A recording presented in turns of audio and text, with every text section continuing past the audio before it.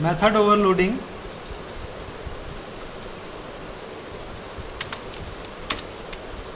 क्या मतलब हुआ, मेथड क्या हुआ?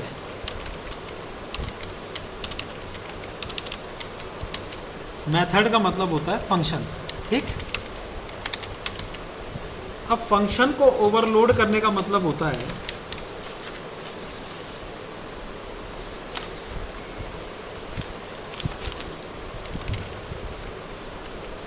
प्रोसेस ऑफ हैविंग टू और मोर functions with same name but have different parameters, ठीक है।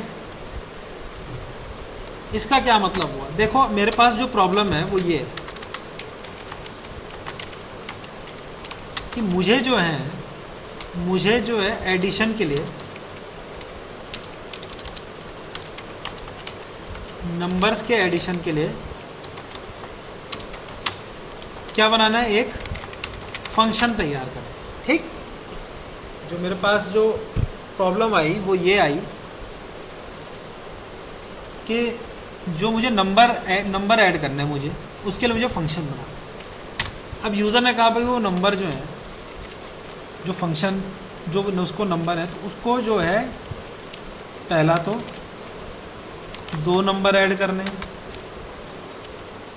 वो 3 भी कर सकता है, वो 3 नंबर भी ऐड कर सकता है, ठीक। तीसरी उसकी रिक्वायरमेंट है 2 या 3 नंबर भी वो ऐड कर सकता है, मतलब वो जो उसके ऊपर है। अगर वो 3 नंबर देगा तो 3 नंबर ऐड करने पड़ेंगे, 2 नंबर वो यूज़र देगा तो फिर 2 नंबर ऐड करने पड़ेंगे। वो नंबर जो है वो डेसिमल में भी हो सकते हैं, है ना। जो 2 नंबर और जो दोनों नंबर हैं ऊपर के वो डेसिमल में भी हो सकते हैं। तो ये एक है, जैसे सपोज 2 नंबर मुझे ऐड करने हैं, मैं इसके एग्जांपल यहाँ पे दिखा देता हूँ कि मुझे करना है 12 प्लस 13, 3 नंबर ऐड करने हैं, यानी कि 12 प्लस 45 प्लस 56। अरे यहाँ पे मुझे डेसिमल में करने हैं, यानी कि 12.4 प्लस 13.5, या तो ये या फिर 10.5 प्लस 56.54 प्लस 89.8। ये मुझे यूज़र ने कहा है कि वो जो 9 नंबर हैं वो तो सिंपल भी हो सकते हैं, इंटीजर्स हो सकते हैं, वो 3 नंबर इंटीजर्स हो सकते हैं, साथ ही साथ ये 2 नंबर ऐसा कोई नहीं है कि ज़रूरी कि वो इंटीजर ही हो, वो डेसिमल भी हो सकते हैं, पॉइंट में भी हो सकते हैं, और ये भी हो सकते हैं। तो अगर हम इनके लिए फ़ंक्शन बनाने चले अभी तक जो हमने सीखा है, तो देखो भाई पहले के लिए तो फंक्शन बना दोगे तुम एडिशन, कैसे बनेगा देखो, ऐड बना दोगे, ऐड 2 नंबर लिखोगे उसमें, है ना, ऐसे इस तरीके से, और इसके अंदर आप क्या दोगे, 2 वेरिएबल पास करेंगे, है ना, इंटीजर है तो 2 ही होंगे।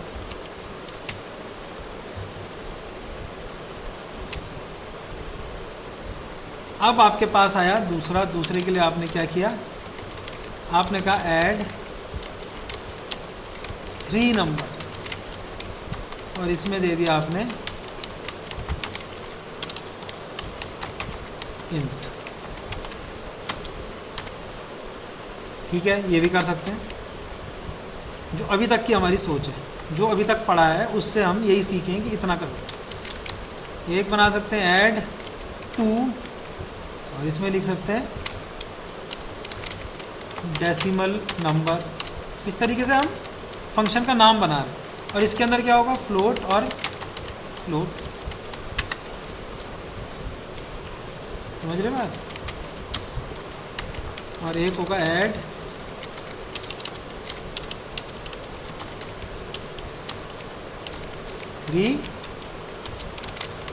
डेसिमल नंबर, और इसके अंदर होगा फ्लोट, फ्लोट और फ्लोट। तो ये 4 चीज़ें मुझे करनी है अभी, और इस तरीके से मैं बना सकता हूँ।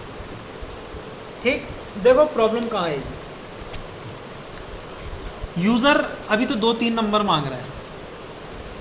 अब यूज़र ने, ऐसा तो है नहीं कि यही चलता रहेगा, कल को उसकी रिक्वायरमेंट बढ़ गई तो वो उसने कहा कि ऐसा नहीं है, नंबर तो मैं कितने भी जोड़ सकता हूँ भाई, नंबर आपके कितने भी जुड़ सकते हैं, आपके 10 नंबर भी मैं जोड़ सकता हूँ। अब वो 10 नंबर जो हो सकते हैं वो इंटीजर भी हो सकते हैं, 10 नंबर तक के उसने दे दिए कि 10 नंबर मुझे जोड़ने हैं, इंटीजर भी हो सकते हैं और डेसिमल भी हो सकते हैं या फ्लोट में भी हो सकते हैं।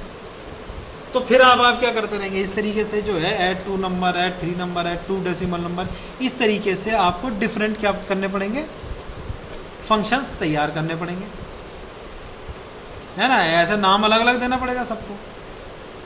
अब क्या है कि मैं चाह रहा हूँ कि मैं क्या करूँ भाई, मैं नाम क्या करना चाह रहा हूँ यहाँ पे,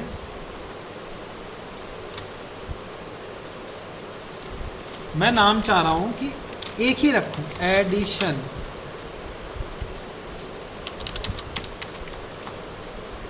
या ऐड नंबर्स, बस ये मेरे पास एक फंक्शन हो, यही सबके लिए काम कर दे, एक ही फंक्शन लिखूं और ये इन सबके लिए काम कर दे।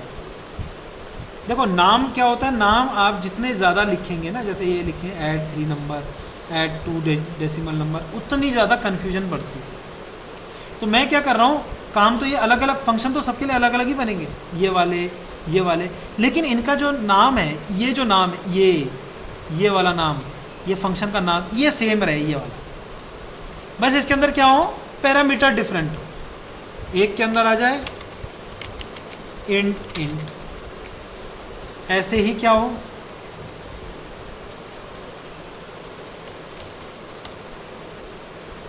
यहाँ पे क्या आ जाए, ऐड 3 नंबर्स की जगह क्या आ जाए, ऐड नंबर्स। देखो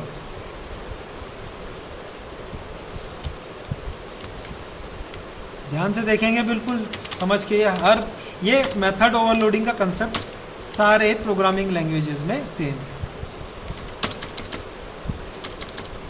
ऐड नंबर्स, देखो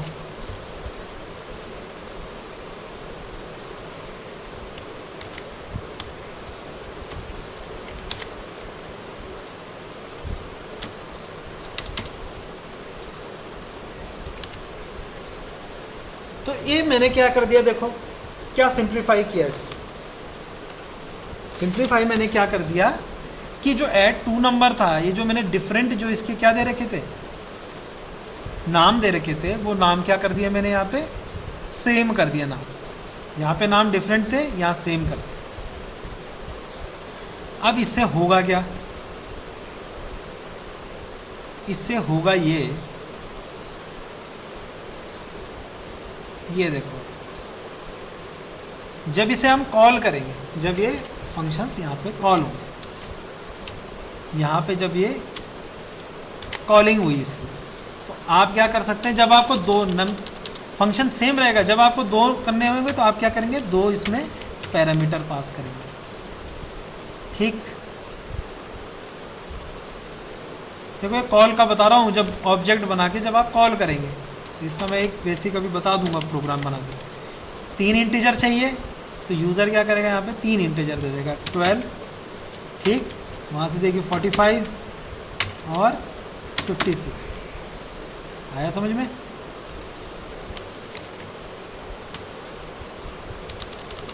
फंक्शन का नाम सेम है, देखो फ्लोट आपका आ गया 12 पॉइंट क्या था 4, और इधर आ गया आपका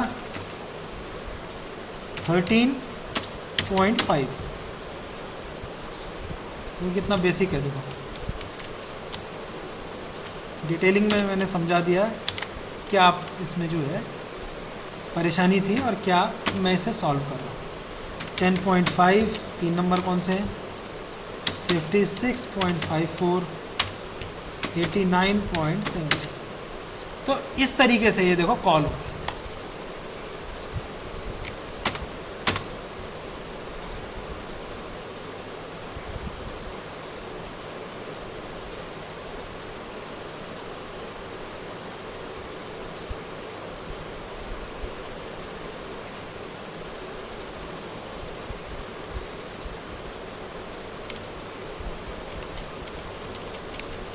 ये हो गए आपके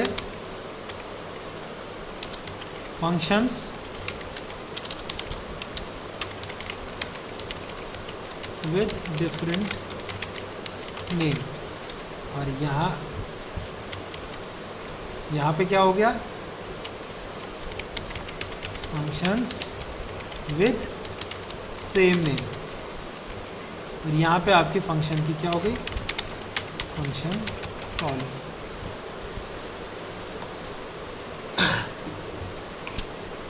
इससे क्या फ़ायदा है मैं बता देता हूँ।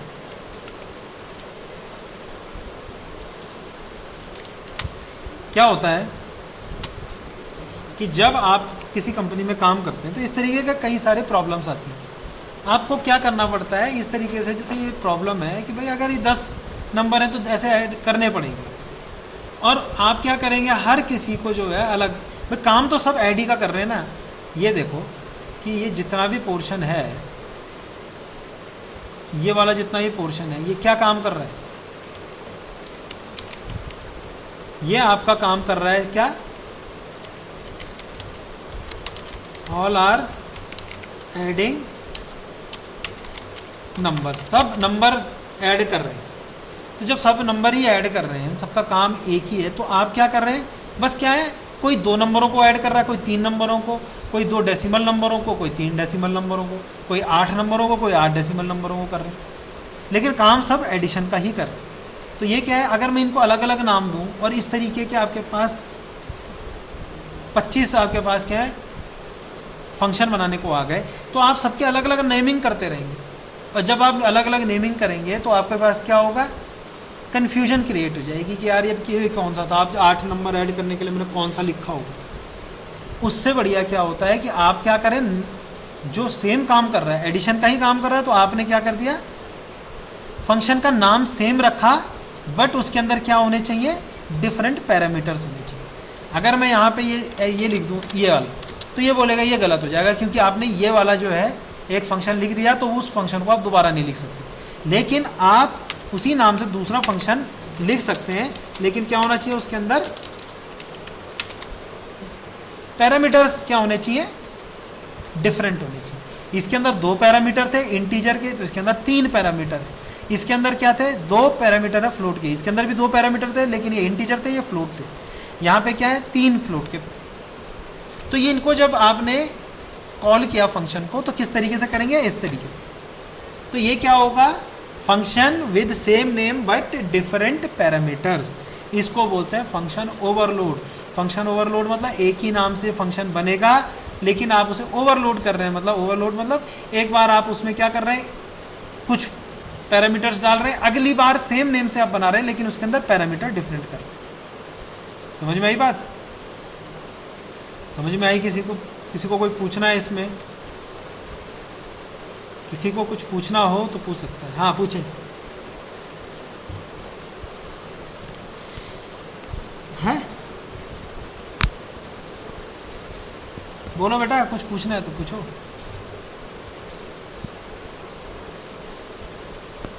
तो समझ में आ रहा होगा ना। देखो क्या है कि जब आप कंपनी में काम करते हैं, तो कंपनी में देखो कई चीज़ें होती हैं। जब आप काम करते हैं तो ऐसा नहीं होता, इतनी सिंपल नहीं होती कोडिंग जितनी तुम करते हो, जितनी हम कर रहे हैं अभी, इतनी सिंपल कोडिंग होती नहीं है। तो बेसिक है, जब वो कोड कर रहे हैं तो उनके पास इस तरीके, यहाँ पे नंबर है, सपोज यहाँ पे अगर आपका कस्टमर हो गया कि भाई कस्टमर ही है, अब उसमें से कस्टमर ही है, वो 2 कस्टमरों को डील कर रहा है, एक 3 को कर रहा है, एक 4 को कर रहा है।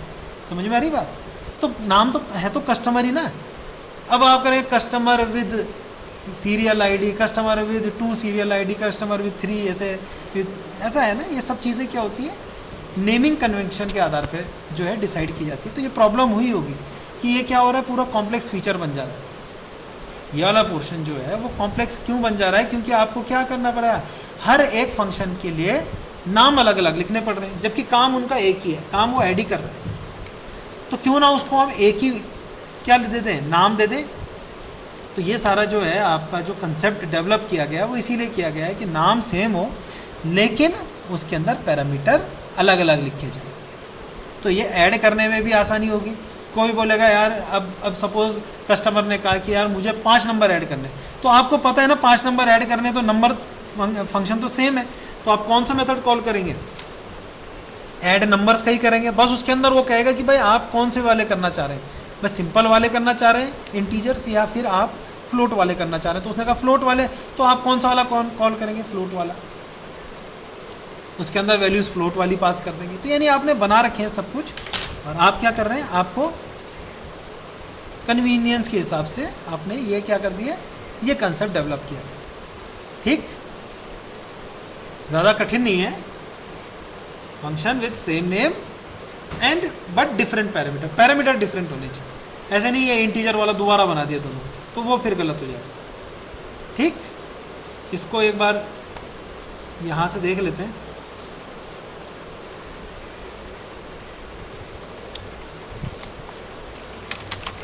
इंक्लूड आईओ स्ट्रीम, ठीक, और यूजिंग नेम स्पेस std, और आप बनाएंगे क्लास, है ना, चलो क्लास के अंदर ही बना देता हूँ, क्लास एडिशन बना देता हूँ। देखो मैं क्या करना चाह रहा हूँ, इसके अंदर कोई क्या नहीं है, अभी मैं वेरिएबल डिक्लेयर नहीं कर रहा हूँ क्योंकि किसी वेरिएबल की मुझे ज़रूरत नहीं है, मैं सीधे फंक्शन बना रहा हूँ। तो फंक्शन जो है इंट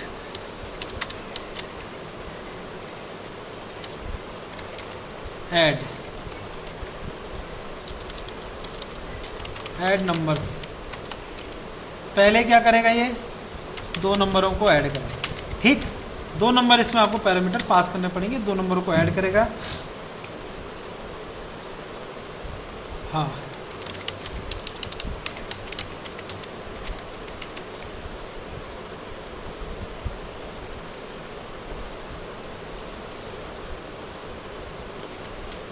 ये कर देता हूँ, या num1 कर देता हूँ, है ना,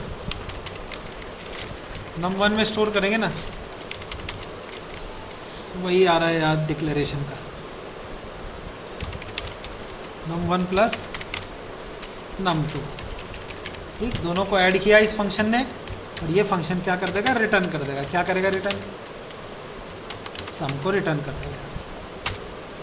देखो फंक्शन, इसीलिए मैं सी में कहता था कि फंक्शन बहुत इंपॉर्टेंट है। अब समझ में आ रहा है क्यों इंपॉर्टेंट थे, क्योंकि हर जगह फंक्शन ही काम कर रहे हैं। देखो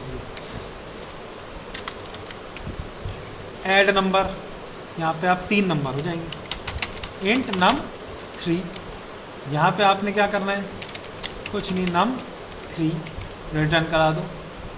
उसके बाद आपने फ्लोट वाला करना है, तो फ्लोट वाले के लिए क्या करेंगे, फ्लोट ऐड नंबर, और उसके अंदर क्या देंगे, फ्लोट num1 फ्लोट num2, और यहाँ पे आप इसे ऐड करा देंगे, इंट नहीं आएगा, float sum is equal to num1 plus num2,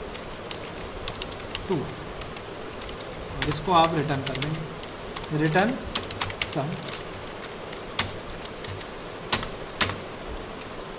और इसको भी, जो ये मैं बता रहा हूँ, इनको भी आप स्कोप रेजोल्यूशन ऑपरेटर से बाहर लिखेंगे। एक तो ये हो गया क्योंकि ये मैं कर रहा हूँ, इसको मैं कर रहा हूँ परफॉर्म, तो आप क्या करेंगे, दूसरा काम करेंगे। अभी मैं एक और क्वेश्चन दूंगा, जो जो मैं बोल रहा हूँ वो रिकॉर्ड भी हो रहा है, तो मेरे को पता चल जाएगा कि कौन सा मैंने क्वेश्चन दिया था, क्वेश्चन नहीं दिया था। तो जितने मैं दिए जा रहा हूँ वो सारे के सारे आप लिखेंगे। जिसके पास कंप्यूटर है, कंप्यूटर में बनाएगा, उसकी PDF मैंने कैसे कहते हैं जोड़ते हैं वो बता दिया है। उसी तरीके से आप लोग भी क्या करेंगे, कॉपी में कर रहे हैं तो एक के बाद एडोब स्कैन से स्कैन करते हुए चलते जाएंगे, और गलत नहीं होना चाहिए बिल्कुल। फ्लोट num1 num2 और तीसरा है num3, तो 3 नंबरों को ऐड करें। और यहाँ पे float sum same num1 num2 num3 return sum. तो ये बन गए मेरे 1 2 3 4 फंक्शन हो गए। चारों फंक्शन का नाम सेम है और इनके रिटर्न टाइप और इनके अंदर रिटर्न टाइप की भी नहीं, इनके अंदर जो आपका पैरामीटर्स हैं वो डिफरेंट होने चाहिए। अब आप यहाँ पे क्लास बंद कर देंगे, उसके बाद आप लिखेंगे मेन और इन सबको फंक्शन को कॉल करके देखेंगे।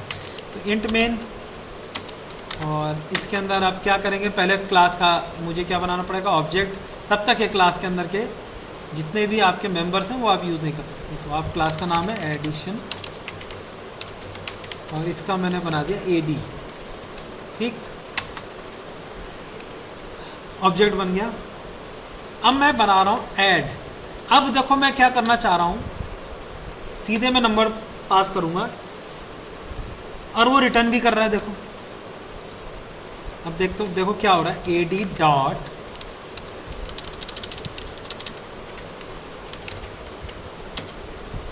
अब बाकी आएंगे तो सारे एक ही वाले। अब आपके पास देखो ये जो आईडी है ये आपको एक चीज़ बता करके देता है, तो ये क्या करके देता है कि आपको बता दिया उसने कि आप इस वाले ऑब्जेक्ट से ये 4 फंक्शन कॉल कर सकते हैं। अब 4 फंक्शन तो ऐड नंबर है, ऐड नंबर ही है, तो कौन सा वाला करना चाह रहा हूँ, पहले इंटीजर वाले करते हैं, 2 नंबर। तो इंटीजर में 2 नंबर जो हैं कोई से भी आप ले लो,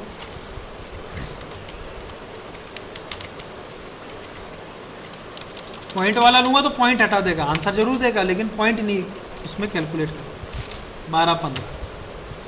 अब ये जो है ये कॉल तो हो गया लेकिन ये रिटर्न भी कर रहा है ना वापस, तो सम रिटर्न कर रहे थे, यानी इसको या तो सम के अंदर स्टोर कर लो या इसको डायरेक्ट प्रिंट कर सकते हैं। डायरेक्ट प्रिंट करने का क्या है, मैं अभी सिर्फ ये लिख रहा हूँ एडिशन 1 इज इक्वल टू ये, ठीक, पहला जो नंबर में मैंने किया था and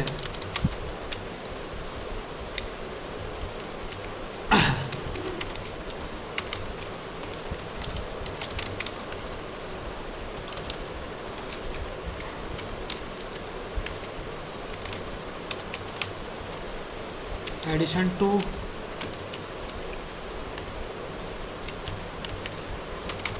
AD dot add number ही होगा। अब वो कौन सा वाला, 3 नंबर, 3 नंबरों को ऐड करना है, तो ये इस तरीके से आपने ये कर दिया, एंड लगा दो।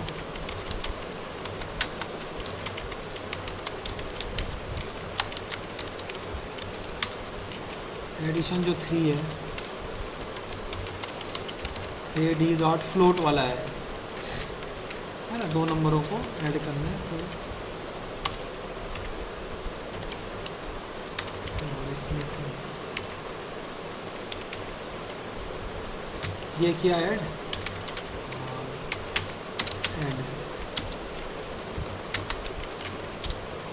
सी out 4 is equal to ad dot 3 नंबरों को ऐड कर लो।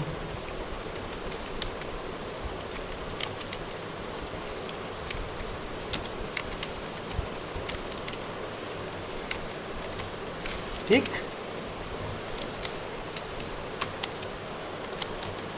ये आपने देखो क्या किया मैंने यहाँ पे, ये सारे के सारे फंक्शन मैंने कॉल कर दिया। अब मुझे ज़रूरत है नहीं कि याद रखूं कि भाई 2 नंबर जब मैं ऐड कर रहा था तो ऐड 2 नंबर था, 3 नंबर था तो add 3 number, add 2 decimal number, add 3 decimal, ये सब रखने की ज़रूरत नहीं। ऐड नंबर में ही मेरे सारे क्या हैं, जितनी एडिशन होंगी 2 नंबर 3 नंबर 4 5 7 वो सिर्फ और सिर्फ किस में होंगी, ऐड नंबर के अंदर ही। आप देखो इसको रन करके देख लेते हैं ना, तो यहाँ पे मैंने क्या नहीं दिया, रिटर्न टाइप, डेटा टाइप नहीं प्रोवाइड किया।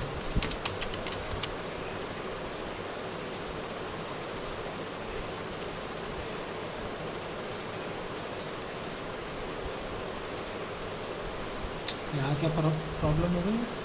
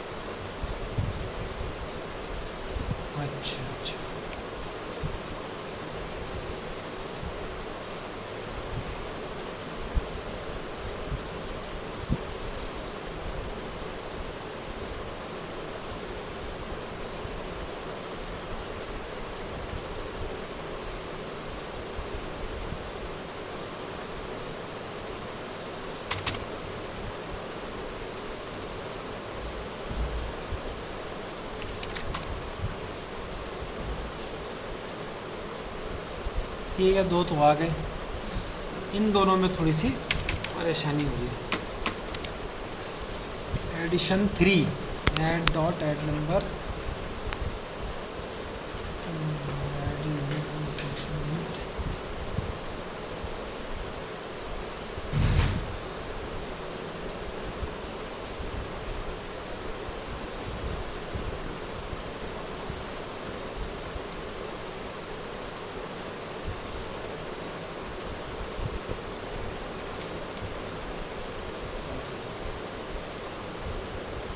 दो नंबर ले रहे हैं ना।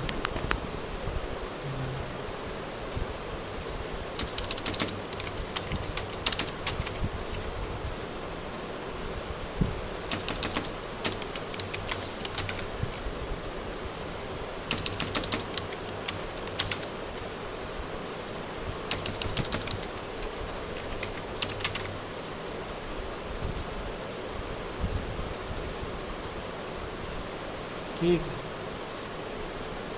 फ्लोट के साथ दिक्कत है।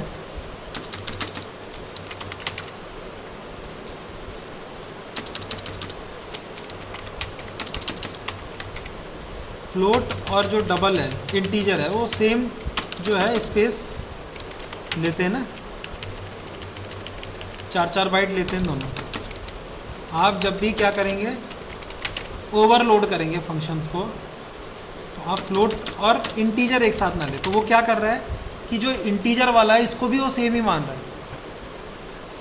तो कंपाइलर्स का फ़र्क है इसमें। ये जो कंपाइलर यूज़ कर रहे हैं हम, वो क्या कर रहा है कि इंटीजर और जो फ्लोट है, क्योंकि दोनों के दोनों क्या करते हैं, 4-4 बाइट लेते हैं, तो वो सोच रहा है कि वो जो है, ये आप एक बार पहले सेम लिख चुके हैं तो उसको ही सेम मान रहे हैं।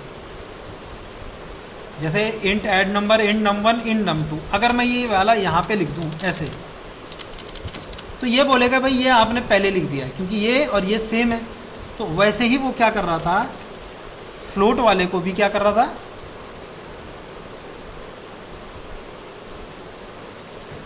फ्लोट वाले को इंटीजर ही समझ रहा था। तो जब भी आप डेसिमल में कभी भी काउंट करेंगे तो वो आप क्या करेंगे, डबल लिखेंगे ऐसे। ठीक, यहाँ पे आप क्या कर देंगे, डबल कर देंगे उसे। जो इंटीजर, जो डेसिमल वाले होंगे वो इंटीजर, वो उसको आप डबल में करेंगे कन्वर्ट हमेशा। दोनों 4-4 बाइट के हैं तो इसीलिए वो ओवरलोड नहीं करने दे रहा उसे। समझ पा रही बात? इंटीजर और जो है, दोनों का रिटर्न टाइप है ना, जो वो क्या हो रहा है, फिर वो एक ही मान रहा है उनको। अगर आप फ्लोट मान रहे हैं तो वो बोल रहा है कि भाई जो आपका इंटीजर है वो भी 4 बाइट का है, और ये फ्लोट जो है वो भी 4 बाइट का। तो देखना इसे दूसरे कंपाइलर में देखना, क्या तो वहाँ चल जाए। लेकिन अदरवाइज़ क्या करेंगे, आप डबल ले लें, कोई दिक्कत नहीं है। डबल में भी, डबल 8 बाइट का होता है। तो जब भी आपको डेसिमल में ही काम करना होता है तो फ्लोट अब बहुत कम यूज़ होता है। फ्लोट जो है वो नेग्लिजिबल है, बिल्कुल अब यूज़ ही नहीं होता है कहीं।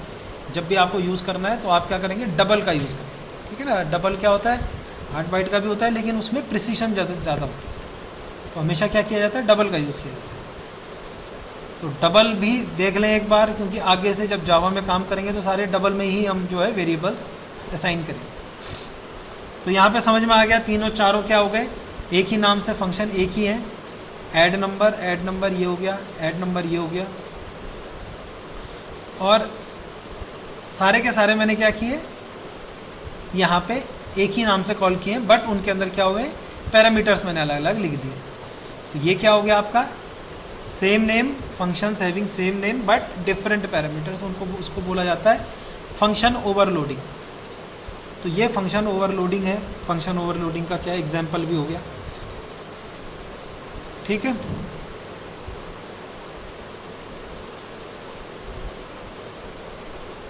अब जो काम है वो काम आप क्या करेंगे वो देखो। ये हो गया। अब जो प्रॉब्लम है वो है, सपोज आपको बोला गया, आप क्या करेंगे, आप एरिया फाइंड करना सीखें।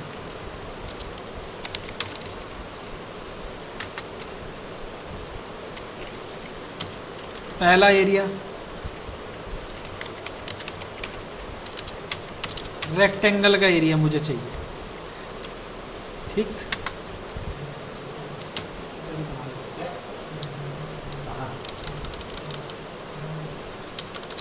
कहाँ है? सर से पूछ के जाया था कल। फाइंड करना है एरिया। पहला है रेक्टेंगल का area,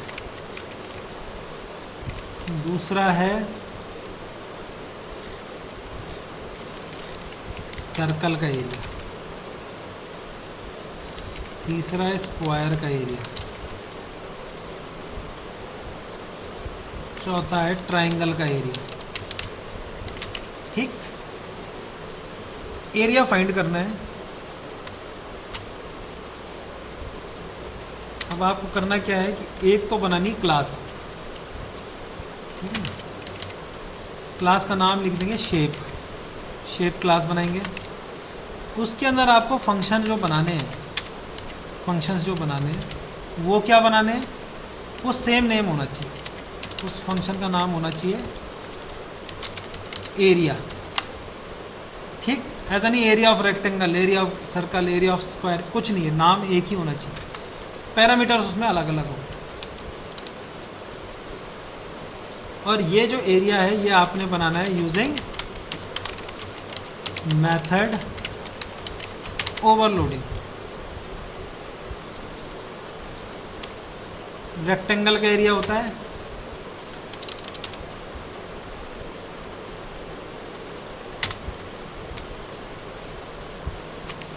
length into width, circle का होता है pi into radius into radius, r, pi r square होता है।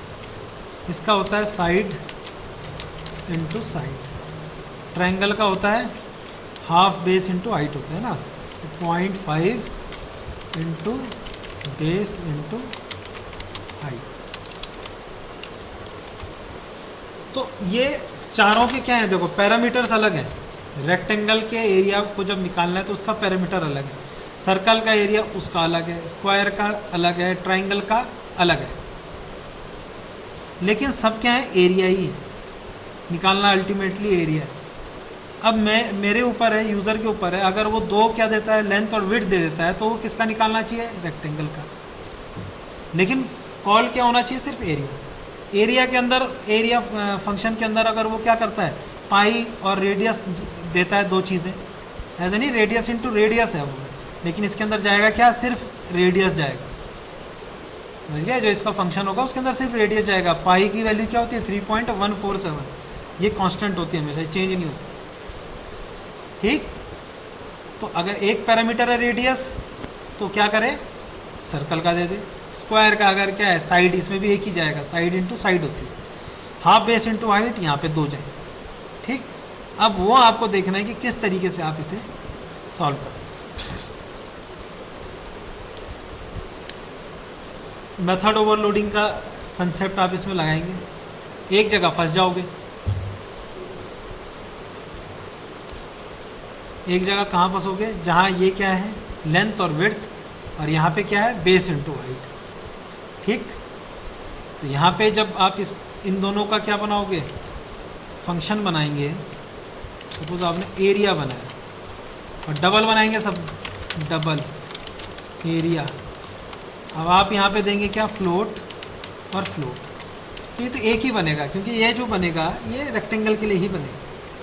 तो ट्रायंगल इसमें से मैं क्या कर रहा हूँ, हटा रहा हूँ, क्योंकि अगर आप ट्रायंगल का भी बना देना, ट्रायंगल में मेथड ओवरलोडिंग नहीं लगाएंगे, वहाँ पे लिख देंगे एरिया ऑफ ट्रायंगल। ठीक, समझ में आई ना क्या प्रॉब्लम हुई है। फंक्शन का नाम देखो डबल ही होगा, क्योंकि ये क्या हो सकते हैं, पॉइंट में आ सकते हैं, हर जो भी डायमेंशन है वो पॉइंट में आ सकते हैं। तो रेक्टेंगल का जब एरिया निकालेंगे तो उसमें क्या करेंगे, फ्लोट फ्लोट, दो पैरामीटर पास होंगे। सर्कल में एरिया के अंदर एक ही पैरामीटर पास होगा, स्क्वायर में भी देखो एक ही हो रहा है। तो यहाँ पे दो चीज़ें आप क्या कर रहे हैं, दो चीज़ों में क्या हो रहा है, वो कंफ्यूज हो जाएगा कि भाई ये जो है, फिर आपको फ्लोट देना पड़ेगा एक ही। तो यहाँ पे आप क्या करेंगे, इन दोनों में तो लगाएंगे मेथड ओवरलोडिंग, सर्कल में और रेक्टेंगल में। इन दोनों को आप एज इट इज़ एरिया, उसको लिखेंगे एरिया और ट्रायंगल, और इसको एरिया और सर्कल। तो बनेंगे कितने, जितने भी बनेंगे 4 बनेंगे, 4 में से 2 तो ओवरलोड होंगे और 2 ओवरलोड नहीं होंगे। ठीक है, ये पहले ही बता दिया मैंने, कहीं घर पे जाके परेशान हो रहे हैं कि ये तो होंगे नहीं, इसलिए मैं पहले ही बता चुका हूँ। तीसरा और चौथा जो है ओवरलोड नहीं होगा, पहला और दूसरा हो जाएगा।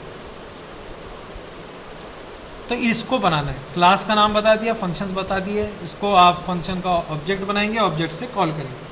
तो ये हो गया फंक्शन किसका, मेथड ओवरलोडिंग का। ऐड हो गया वैसे ही, इसको बनाएंगे। स्कोप रेजोल्यूशन ऑपरेटर हो गया है, इनलाइन फंक्शन होगा। ठीक, 3 चीज़ें करा दी गई हैं। इनलाइन फंक्शन वो फंक्शन होते हैं जिसमें क्या होता है, जब कंपाइल होता है प्रोग्राम तो क्या होता है, जो फंक्शन का जो भी अंदर का कोड है वो जहाँ पे कॉल किया गया वहाँ पे क्या हो जाता है, एज इट इज़ पूरा का पूरा कोड कॉपी हो जाता है। ठीक, इससे क्या होता है, एक लोकेशन से दूसरी लोकेशन पे जंप नहीं करना पड़ता, कंट्रोल इधर से उधर नहीं करना पड़ता आपको फंक्शन में, अपने प्रोग्राम का। प्रोग्राम जैसे चल रहा है स्मूथली चलता है। ठीक, उसके बाद आया स्कोप रेजोल्यूशन ऑपरेटर। इसमें भी आपका जो है शॉर्ट नोट आता है, तो ये 2 काम के लिए आता है। एक तो to access global variable when there is a local variable with same name.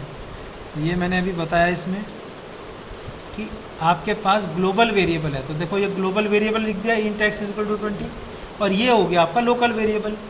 अब दोनों का नाम क्या है, सेम है, ये भी एक्स है और ये भी एक्स है। अब मैं यहाँ पे ग्लोबल वेरिएबल को एक्सेस करना चाहता हूँ, तो कभी ग्लोबल वेरिएबल एक्सेस होगा ही नहीं, वो हमेशा किसको करेगा, लोकल वेरिएबल को प्रेफरेंस देगा। तो अगर दोनों के सेम नेम है तो ग्लोबल वेरिएबल ही हमेशा क्या होगा, प्रिंट होगा।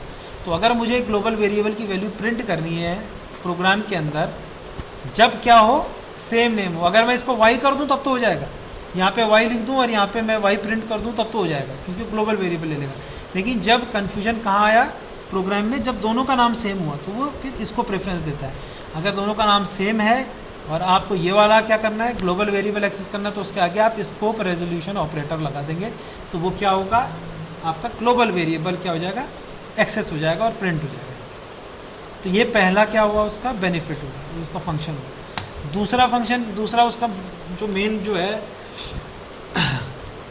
एडवांटेज है कि वो क्या करता है, जो आपके क्लास के अंदर के जो भी फंक्शन है उसको अगर आप क्लास के बाहर लिखना चाहते हैं तो वो आपको ये सुविधा दे देता है कि आप क्या कर सकते हैं, उसे स्कोप रेजोल्यूशन ऑपरेटर से क्या कर सकते हैं, आप बाहर, क्लास के बाहर उसे डिफाइन कर सकते हैं। तो आपको करना क्या होगा, एक क्लास बनाई, उसके अंदर आपने सपोज कोई फंक्शन है तो उसको क्या किया आपने, सिर्फ और सिर्फ डिक्लेयर करना है, डिफाइन नहीं करना है, यहाँ पर सिर्फ डिक्लेयर करना है और वो पब्लिक होना चाहिए।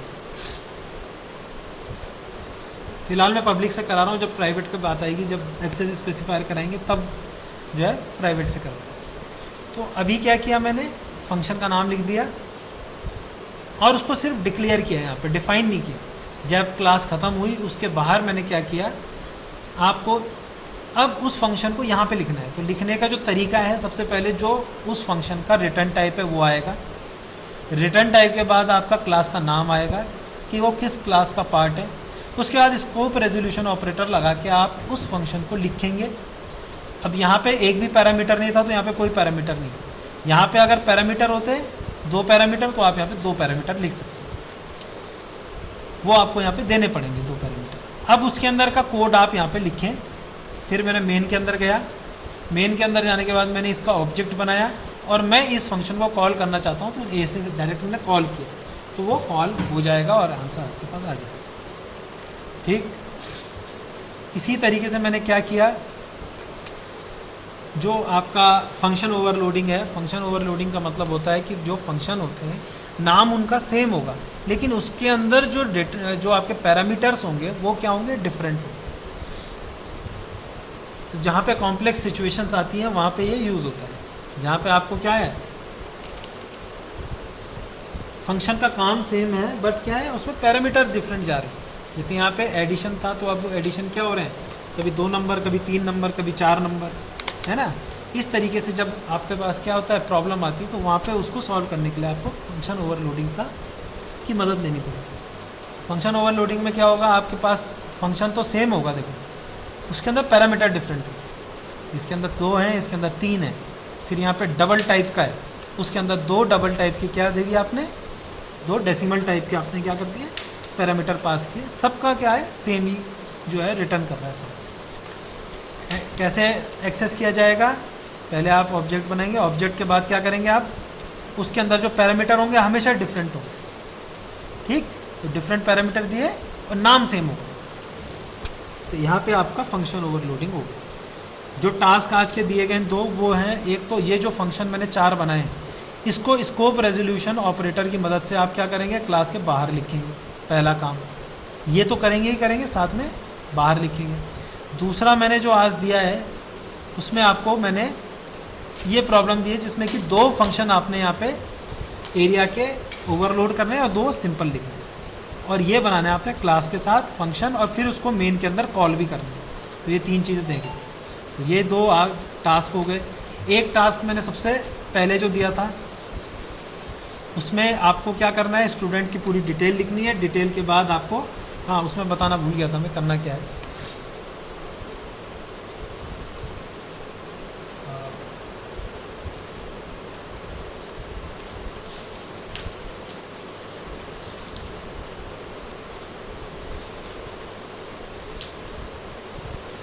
उसमें जो है ये आपके पास प्रॉब्लम थी, ठीक?